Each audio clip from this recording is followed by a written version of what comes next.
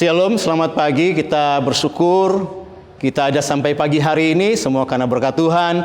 Dan saya percaya bahwa kita semua tetap sehat, kuat, jasmani, rohani, iman kita tetap kuat di dalam Tuhan. Karena kita mengalami pemeliharaan Tuhan yang begitu luar biasa. Bapak Ibu Saudaraku yang kekasih dalam Tuhan Yesus Kristus, kita perhatikan bahwa kehidupan setiap manusia dari kecil sampai besar pasti semua punya masalah. Apapun itu, dimanapun mereka tinggal, apapun profesinya, siapapun dia, pasti semua orang punya masalah dalam hidup ini. Tetapi mari kita melihat, jangan kita takut dengan masalah. Jangan kita takut untuk menghadapi masalah itu, tapi mari kita perhatikan hal yang baik, yang positif dengan masalah yang kita hadapi, yang kita alami. Bapak Ibu Saudaraku yang kekasih, pagi ini kita mau belajar bahwa masalah itu berkat. Masalah itu berkat. Kalau orang dengar masalah, mereka pasti tidak suka. Karena mereka ingin supaya mereka mau hidup tenang, aman, nyaman-nyaman saja. Tetapi kalau mereka punya masalah, mereka tidak mau. Tetapi pagi hari ini kita mau belajar satu hal, yaitu masalah itu berkat. Bagaimana masalah itu bisa menjadi berkat buat kita semua yang percaya kepada Tuhan Yesus Kristus. Mari sama-sama kita mau melihat kebenaran firman Allah. Kita perhatikan dalam kitab Injil Markus pasal yang keempat. Injil Markus pasal 4 ayat 35 sampai dengan ayatnya yang ke-41. Perikop angin ribut diredakan. Pada hari itu, waktu hari sudah petang, Yesus berkata kepada mereka, "Marilah kita bertolak ke seberang." Mereka meninggalkan orang banyak itu, lalu bertolak dan membawa Yesus beserta mereka dalam perahu, di mana Yesus telah duduk, dan perahu-perahu lain juga menyertai Dia. Lalu mengamuklah tofan yang sangat dahsyat, dan ombak menyembur masuk ke dalam perahu, sehingga perahu itu mulai penuh dengan air. Pada waktu itu Yesus sedang tidur di buritan di sebuah tilam. Maka murid-muridnya membangunkan Dia dan berkata kepadanya, "Guru, Engkau tidak peduli kalau kita binasa." Lalu Ia pun bangun, menghardik angin itu dan berkata kepada danau itu, "Diam, tenanglah." Lalu angin itu reda dan danau itu menjadi teduh sekali. Lalu Ia berkata kepada mereka, "Mengapa kamu begitu takut? Mengapa kamu tidak percaya?" Mereka menjadi sangat takut dan berkata seorang kepada yang lain, "Siapa gerangan orang ini sehingga angin dan danau pun taat kepadanya?" Bapak Ibu Saudaraku yang kekasih dalam Tuhan Yesus Kristus, kita perhatikan, kita mau melihat, kita berbicara tentang masalah itu berkat.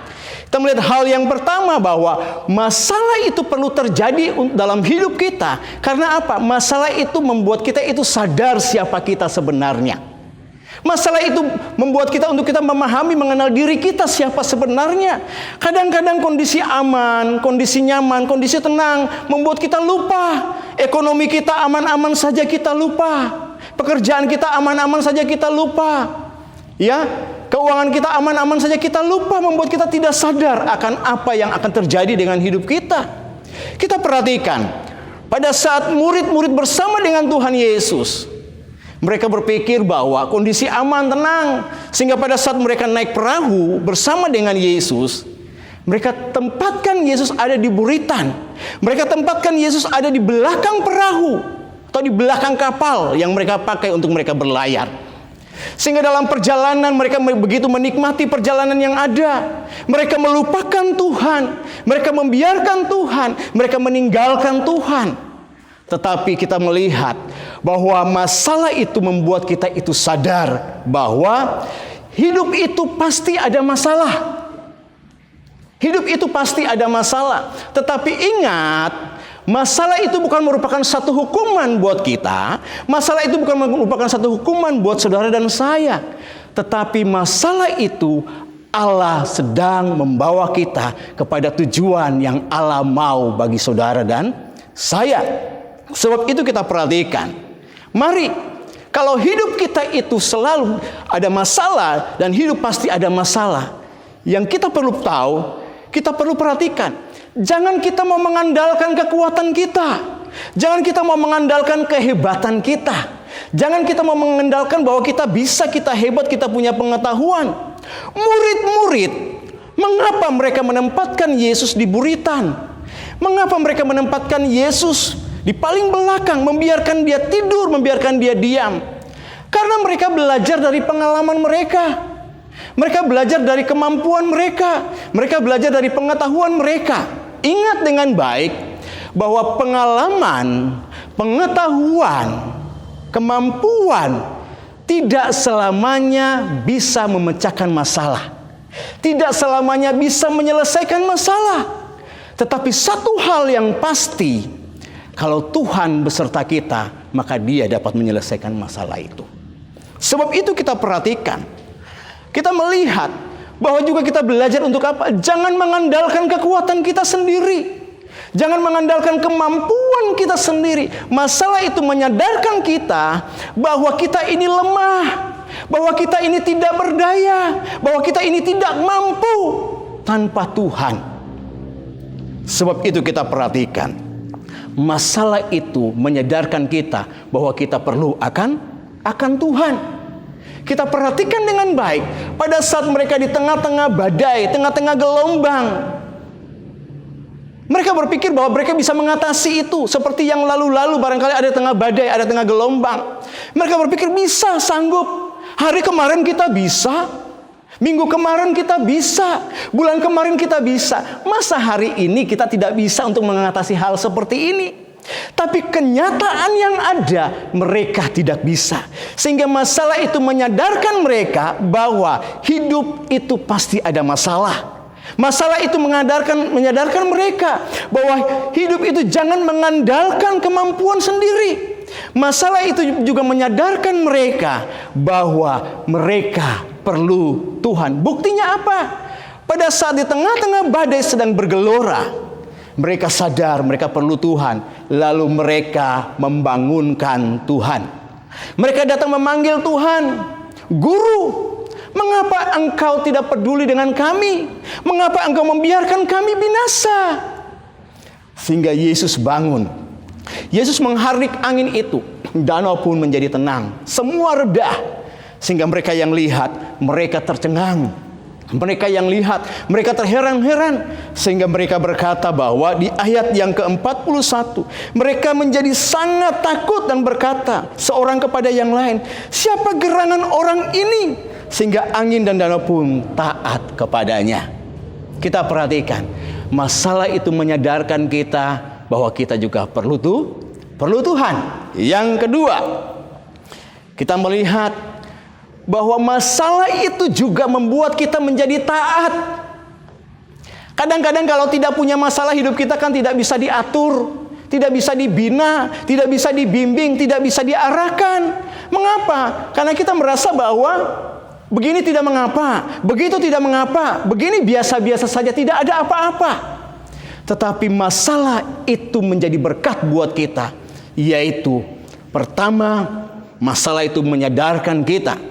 Yang kedua, masalah itu membuat kita menjadi pribadi yang taat. Bapak Ibu Saudaraku yang kekasih di dalam Tuhan Yesus Kristus, mari sama-sama kita perhatikan dalam kitab 2 Raja-Raja pasal yang keempat, ayat pertama sampai dengan ayatnya yang ke-7. Kitab 2 Raja-Raja pasal 4, ayat pertama sampai dengan ayat ke-7. Minyak seorang janda. Salah seorang dari istri-istri para nabi mengadukan halnya kepada Elisa sambil berseru, hambamu suamiku sudah mati dan engkau ini tahu bahwa hambamu ini takut akan Tuhan. Tetapi sekarang penagih hutang sudah datang untuk mengambil kedua orang anakku menjadi budaknya. Jawab Elisa kepadanya, apa yang dapat kuperbuat bagimu? Ini satu pertanyaan. Apa yang bisa Elisa buat? Beritahukanlah itu kepadaku apa-apa yang kau punya di rumah. Berkatalah perempuan itu, hambamu ini tidak punya sesuatu apapun di rumah kecuali sebuah buli-buli berisi minyak. Lalu berkata Elisa, pergilah, mintalah bejana-bejana dari luar daripada segala tetanggamu, bejana-bejana kosong, tetapi jangan terlalu sedikit.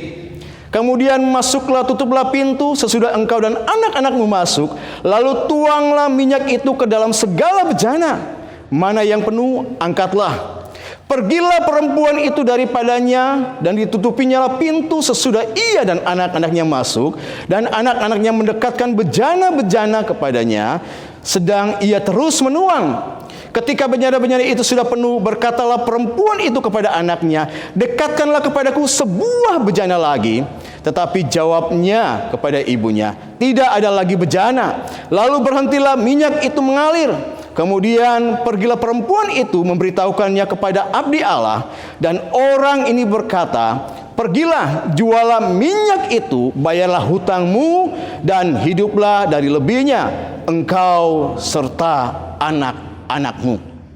Bapak ibu saudaraku yang kekasih di dalam Tuhan Yesus Kristus, kita perhatikan, kita melihat, kita menyadari bahwa masalah itu berkat membuat kita menjadi taat. Ya, taat kepada perintah Tuhan, taat kepada kebenaran firman Allah. Pada saat janda itu menghadapi masalah yang mana dia punya utang, penagih hutang itu datang, lalu kedua anaknya juga akan diminta, akan diambil untuk menjadi budak. Ini masalah. Dia datang sebagai istri seorang pelayan Tuhan, sebagai istri yang pernah melayani Tuhan. Ya, suaminya sudah meninggal. Dia datang, dia bilang bahwa suamiku sudah meninggal, tapi engkau tahu keadaan kami, keberadaan kami, tolong kami, karena kalau tidak nanti anak kami juga diambil dan akan menjadi budak. Lalu Elisa bilang apa? Apa yang ada padamu, apa yang dapat aku perbuat untukmu? Perempuan itu berkata bahwa di rumah aku nggak punya apa-apa, hanya sebuah buli-buli yang berisi minyak. Lalu Elisa bilang, pergilah, mintalah bejana-bejana yang kosong dari semua tetangga yang ada. Ingat, minta dari semua tetangga yang ada. Ketaatan, kita belajar bahwa ketaatan itu menghadirkan akan kuasa Allah.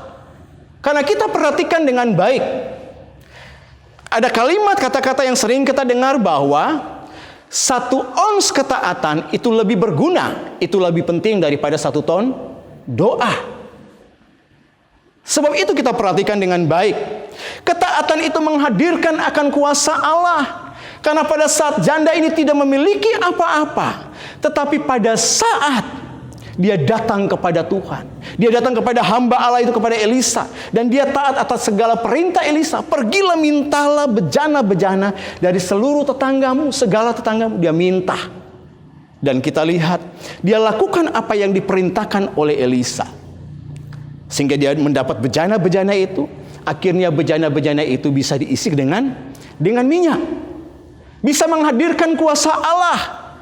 Apa yang kurang Allah lebihkan, Allah cukupkan, bahkan Allah lebihkan. Sebab itu mari kita belajar. Jangan kita takut dengan masalah. Masalah itu membuat kita sadar, masalah itu membawa kita kepada satu ketaatan dan menghadirkan akan kuasa Allah. Yang kedua, kita perhatikan bahwa masalah itu juga mengubah kehidupan kita, mengubah cara pandang kita, bahwa di dalam Tuhan tidak ada yang tidak mungkin, semua mungkin di dalam Tuhan. Tetapi bukan berarti kita suka buat masalah. Tidak demikian. Tapi kita perhatikan setiap masalah yang datang, ingatlah di balik itu ada maksud, ada tujuan Tuhan. Bukan hanya yang baik, tapi yang terbaik buat kita sebagai orang-orang yang percaya kepada Tuhan Yesus Kristus. Bapak ibu saudaraku yang kekasih, dan kita perhatikan yang berikut. Masalah membuat kita taat, selain menghadirkan akan kuasa Allah, juga mengubah hidup kita. Yang berikut, duka cita digantikan dengan sukacita. Oleh karena itu Bapak ibu saudaraku yang kekasih di dalam Tuhan Yesus Kristus, di dalam Tuhan tidak ada yang tidak mungkin. Di dalam Tuhan selalu ada kepastian. Sebab itu mari kita perhatikan bahwa masalah itu bukan hukuman, tetapi itu cara Tuhan untuk mengubah hidup kita dan untuk membangkitkan iman percaya kita. Perhatikan dengan baik bahwa masalah itu bukan hukuman, tetapi itu cara Tuhan untuk mengubah hidup kita dan membangkitkan iman percaya kita. Sebab itu, lihat bahwa selama kita hidup, kita pasti menghadapi masalah. Tetapi tetaplah hidup bersama dengan Tuhan, Dan Tuhan akan menghancurkan, akan melalukan semua masalah yang kita hadapi. Karena Dia adalah Tuhan yang hidup. Oleh karena itu Bapak Ibu Saudaraku yang kekasih, jangan takut dengan masalah, bersyukurlah dalam segala keadaan. Karena masalah itu berkat, masalah itu membawa kita untuk kita mengerti apa yang menjadi kehendak Tuhan. Masalah itu membuat kita sadar, masalah itu membuat kita taat. Maka dengan masalah itu kita percaya bahwa yang penting kita mengandalkan Tuhan. Maka kita yakin bahwa pertolongan kita hanya dari pihak Tuhan. Mazmur pasal 121 ayat 2 mengatakan pertolonganku ialah dari Tuhan. Ya, Amos pasal 5 ayat 4 dan 6, carilah Tuhan maka kamu akan hidup. Sebab itu kalau kita punya masalah, jangan lari kepada yang lain, tapi larilah kepada Tuhan, carilah Tuhan, maka Dia akan menyelesaikan masalah itu. Bersama dengan Tuhan, masalah akan diubah. Duka cita menjadi sukacita, persoalan yang berat akan menjadi ringan. Karena ada Tuhan Yesus yang selalu bersama kita sebagai orang-orang yang percaya. Amin. Tuhan Yesus memberkati. Mari kita akan angkat satu pujian. Ku perlu Yesus di hidupku.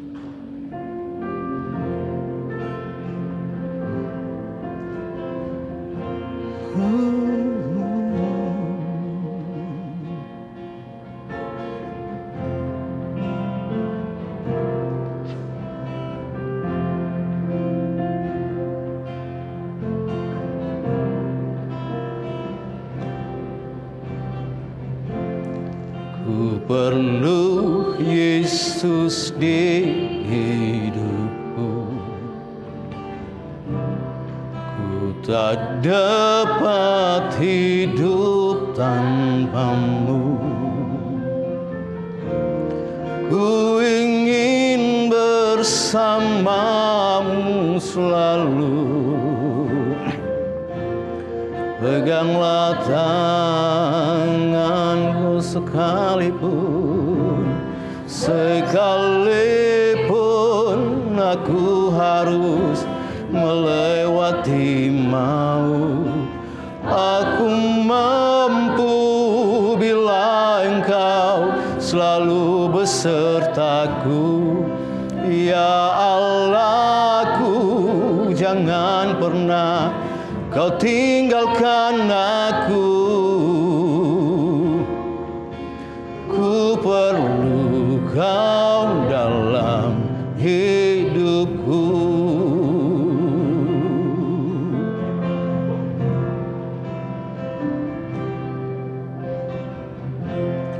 Ku perlu Yesus di hidup. Kita semua sangat memerlukan akan Tuhan. Kita tak mampu, kita tak sanggup hidup tanpa Tuhan. Biarlah hati kita, hidup kita selalu ingin bersama dengan Tuhan. Biarlah Tuhan yang memegang tangan kita. Oh sekalipun aku harus, apapun yang kita hadapi, apapun yang kami hadapi, apapun yang kami alami, kami percaya kami mampu Tuhan bersama dengan Engkau, karena Engkau beserta kami. Jangan pernah, biarlah Engkau tidak akan pernah meninggalkan kami Tuhan. Itu permohonan kami Bapa. Perlu Kau dalam hidupku, perlu Kau. Ku perlu Kau dalam hidupku. Kami perlu Engkau Tuhan. Kami perlu Engkau Yesus. Engkaulah penolong kami. Engkaulah kekuatan kami. Engkau sumber pengharapan kami. Kami perlu Engkau dalam hidup kami. Oh, haleluya. Sekalipun aku harus melewati maut, Aku mampu bila Engkau selalu besertaku. Ya Allahku, jangan pernah Kau tinggalkan aku. Ku perlu Kau dalam hidupku. Bapa di sorga, di dalam nama Yesus, itulah pengakuan kami Tuhan. Kami selalu memerlukan Engkau dalam seluruh kehidupan kami. Apapun masalah yang kami hadapi, tapi kalau Tuhan bersama kami percaya kami dapat melakukan perkara-perkara yang besar bersama dengan Engkau Tuhan. Yang lemah dikuatkan, yang susah dihiburkan, yang putus asa ada pengharapan yang baru, yang sakit kami percaya dalam nama Yesus bilur-Mu memberikan kesembuhan. Karena Engkau pertolongan kami Tuhan hari ini sampai selama-lamanya. Tuhan memberkati seluruh jemaat Tuhan dimanapun mereka berada. Berkati setiap usaha pekerjaan mereka, rumah tangga mereka, kekuatan kesehatan, iman percaya mereka. Tuhan memberkati. Pekerjaan Tuhan yang ada tempat ini juga Tuhan tolong, Tuhan memberkati. Terpuji nama-Mu Tuhan hari ini sampai selama-lamanya. Dan sekarang saudaraku yang terkasih, terimalah berkat dari Allah Bapa, cinta dan kasih sayang dari Sang Putra Tuhan Yesus Kristus, di dalam persekutuan kuat kuasa Roh Kudus, turun menyertai memberkati kita semua, mulai saat ini sampai selama-lamanya. Maranatha, Tuhan Yesus datang pada kali yang kedua. Kami mohonkan segala doa kami dan doa berkat kami hanya di dalam nama Tuhan Yesus Kristus. Kami sudah berdoa kepada Bapa di surga. Haleluya. Bapa, terima kasih.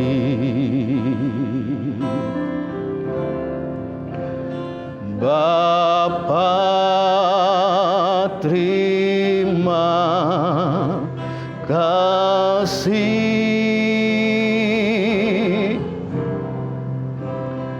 Bapa di dalam surga,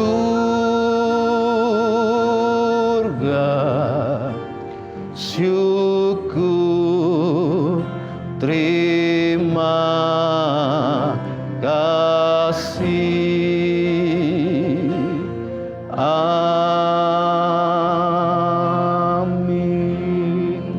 Puji Tuhan, Tuhan Yesus memberkati.